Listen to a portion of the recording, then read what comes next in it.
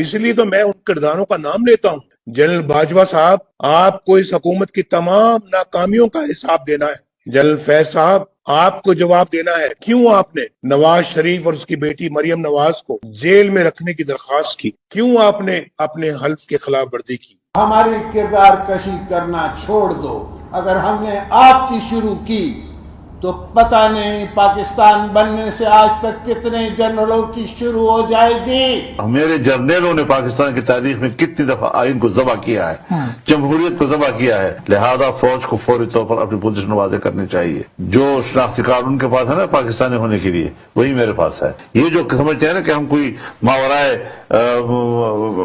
کائنات کوئی مخلوق ہے، یہ تصور نہیں کیا جا سکتا۔ جب ایک فرد واحد جس کا نام جنرل فیض حمید ہے، میرا تو یہ جو مقدمہ ہے یہ جنرل فیض صاحب کا بنایا ہوا ہے، انہی کا چلایا ہوا ہے۔ مجھے بتائیں کہ فوجی جرنیل جو شب خون مارتے ہیں، جو مارشل لاء لگاتے ہیں، یہ کون ہیں؟ یہ پاکستان کے ٹھیکیدار ہیں؟ یہ ہر معاملے میں کود پڑتے ہیں؟ یہ اپنے ڈومین میں کیوں نہیں رہتے؟ یہ اپنے دائرے میں کیوں نہیں رہتے؟ یہ کیوں حکومتی اداروں کے اندر جو ہے نا وہ آ کے قدم رکھتے ہیں؟ کیوں کارگل کا ایک شوشہ چھوڑتے ہیں کہ جب مشرقی پاکستان ٹوٹا تو کون پاکستان کا حکمران تھا؟ فوجی ٹولہ برباد کر چکا ہوں اس پاکستان کو، تباہ کر دیا اس پاکستان کو، لہو لہان کر دیا پاکستان کو، خراب کریں یہ فوج کے جنرل۔ نواز شریف آپ پاکستان تم ٹھیک کرو۔ ہمارے سارے سماج دشمن عناصر ان ایجنسیوں کی پیرول پہ ہیں۔ ہمارے ملک کے تمام بدماش سماج دشمن عناصر جناب اسپیکر ہماری ایجنسیوں کی پیرول پہ ہیں۔ اور ابھی نندن کی کیا بات کرتے ہیں؟ مجھے یاد ہے چیف آف آرمی اسٹاف تشریف لائے، پیر کانپ رہے تھے، پسینے ماتھے پہ تھے، اور ہم سے شاہ محمود صاحب نے کہا کہ خدا کا واسطہ ہے اب اس کو واپس جانے دیں، چونکہ 9 بجے رات کو ہندوستان پاکستان پہ اٹیک کر رہا ہے۔ وہ کوئی ہندوستان نے اٹیک نہیں کرنا تھا، کچھ نہیں ہونا تھا، صرف گھٹنے ٹیک کے ابھی نندن کو واپس بھیجنا تھا۔ واضح طور پر ہماری بات سن لی جائے کہ اگر کسی کے دل و دماغ میں ملک پر مارشل لاء مسلط کرنے کا ارادہ ہے، یہ صرف اپنے خلاف محاذ بنانے کا سبب بن سکتا ہے۔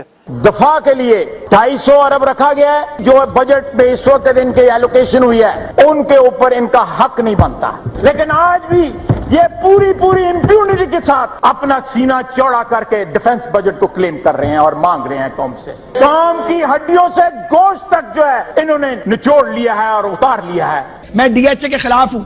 میں سمجھتا ہوں کہ فوج کو پلاٹ نہیں بانٹنے چاہیے، جرنیلوں کو پراپرٹی ڈیلر نہیں ہونا چاہیے۔ پاکستان ڈیموکریٹک الائنس کی قیادت بیٹھ کر لانگ مارچ کا اعلان کرے گی، اور یہ بھی آپ کو بتا دوں کہ اس بات کا بھی فیصلہ کرے گی کہ لانگ مارچ اسلام آباد کی طرف کیا جائے یا لانگ مارچ راولپنڈی کی طرف کیا جائے۔